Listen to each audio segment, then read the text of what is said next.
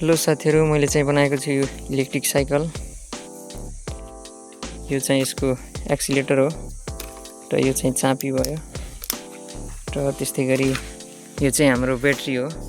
यो ब्याट्रीको बक्स यो काठको बनाएको यो माथिपट्टिको चाहिँ पीवीसी पाइपको हो। अनि यो चाहिँ चार्जिङ भयो। अनि त्यस्तै गरी यो चाहिँ यहाँ कनेक्ट भयो कन्ट्रोलरमा। यो चाहिँ कन्ट्रोलर भयो र त्यस्तै गरी यो चाहिँ हब मोटर हो।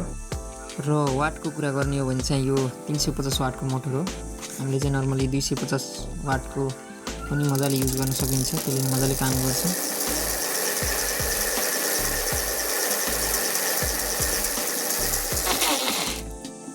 र स्पिडको कुरा गर्दा चाहिँ मैले पुरानो ब्याट्री युज गर्दा पनि यसले चाहिँ 37 को स्पिड चाहिँ मजाले दिइरहेको छ। नयाँ ब्याट्री युज गर्ने हो भने चाहिँ यसले चाहिँ लगभग 40 देखि 45 को स्पिड चाहिँ मजाले दिन्छ।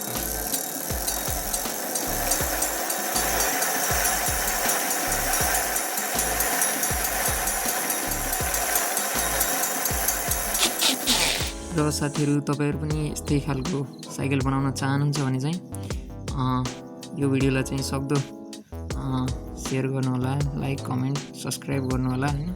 राम्रो लाइक कमेन्ट आयो भने चाहिँ म चाहिँ यसको फुल डिटेल भिडियो बनाउँछु, कति पर्छ सबै भन्ने छु।